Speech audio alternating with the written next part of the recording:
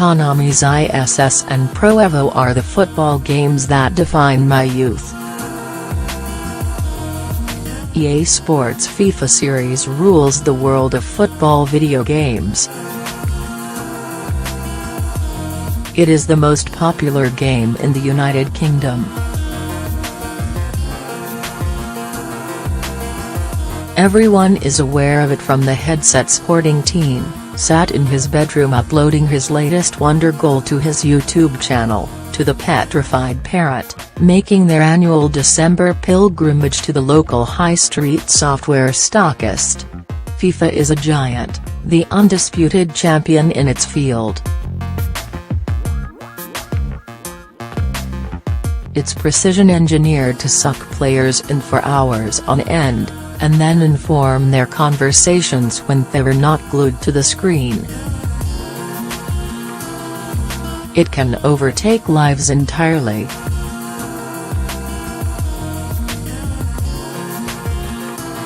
It's pretty good, basically.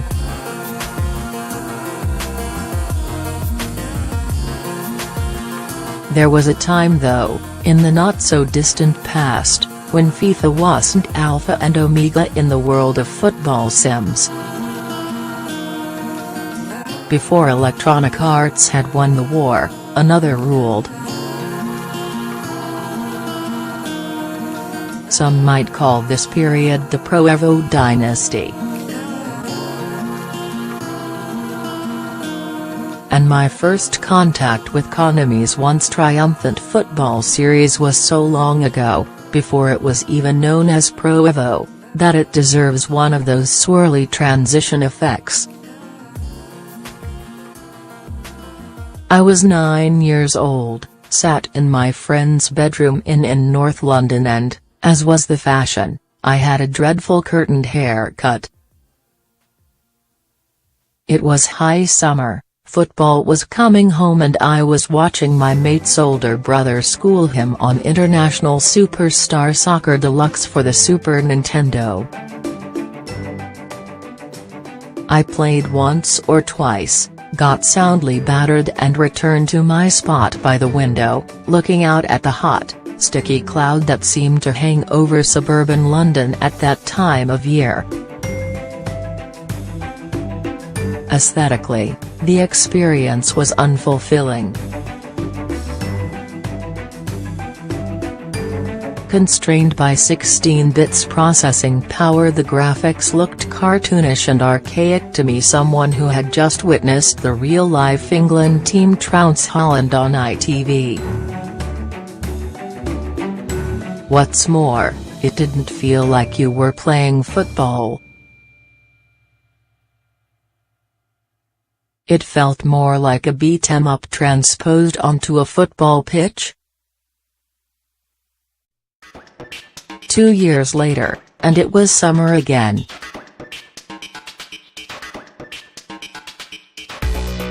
Instead of looking up at the brooding steam that sits over London in June, I'm staring at the clear, pristine sky of the Irish Midlands.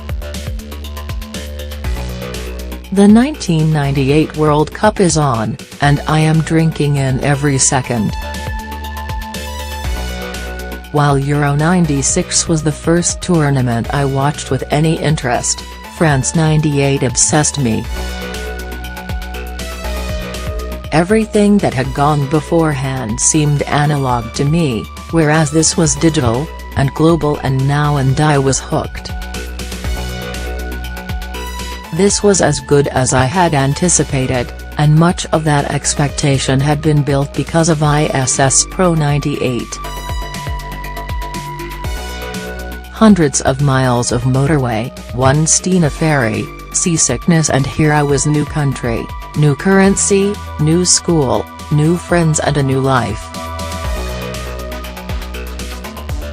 My parents wanted to give my sister and I a better life, one filled with day-long bike rides and nighttime doors left unlocked. So I can understand my father's annoyance at the sight of me sat on my bed, alongside newly made friends, playing FIFA 97. rather I was outside, hanging off trees or throwing rocks into cow shit. But I had to ingratiate myself somehow, and the PlayStation was the totem around which I'd build my new life. FIFA 97 promised much, hundreds of players, accurate rosters, and modern polygon-based graphics, yet within months it had bored me. The game looked nothing like the football I had witnessed the previous summer in London, nor did it play like it. The game could be beaten easily and, most irritatingly of all, the details let it down. Despite having all the players, they didn't resemble them. The very bald, very pale Gianluca Vialli was portrayed by a figure 10 to the point of Ron Seal. But it wouldn't be long before I was free from my FIFA-induced disappointment. One Saturday afternoon, while waiting for my mother to finish whatever it was she was doing, I walked around a now-defunct independent video rental store, and there it was, third row down, between Abs-OTC and Destruction Derby, International Superstar Soccer Pro 98. The cover featured Fabrizio the Silver Fox Ravanelli and Paulins fronting at each and little else, certainly nothing to suggest the magic within.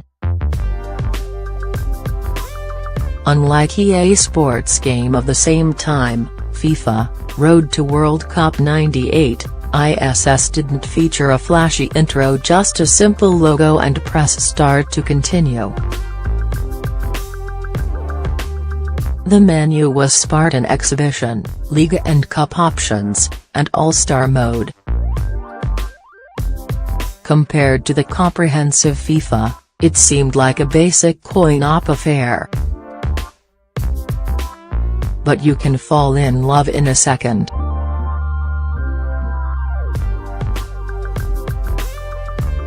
And for me, it happened the moment my first, tentative exhibition game began.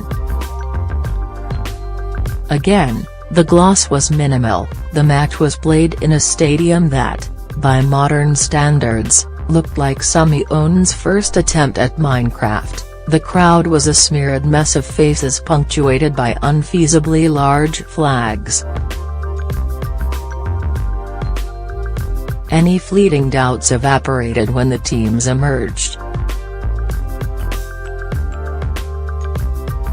I still remember my first game, Brazil against France, a game I would be watching for real soon enough, slack-jawed as the home side became world champions. Konami didn't have the license to the real names of the players, so instead a wink and nudge approach was taken. Cafu became Cafu, Desailly changed to Desri, and Ronaldo, the world's most famous player, was Ronaldo. But it didn't matter, as in an instant the players were distinguished and recognizable. Francis Zidane had his Friar Tuck bald patch, Ronaldo sported his own iconic electric blue boots, and, most astounding of all, Roberto Carlos had his own true-to-life way of striking the ball. FIFA may have had every team in international football, but ISS Pros 54 were exact replicas of the real-life thing. Taribo West sported lime green dreadlocks, Michael Owen's pace was instantly recognizable, and Croatia's iconic kit was perfectly replicated.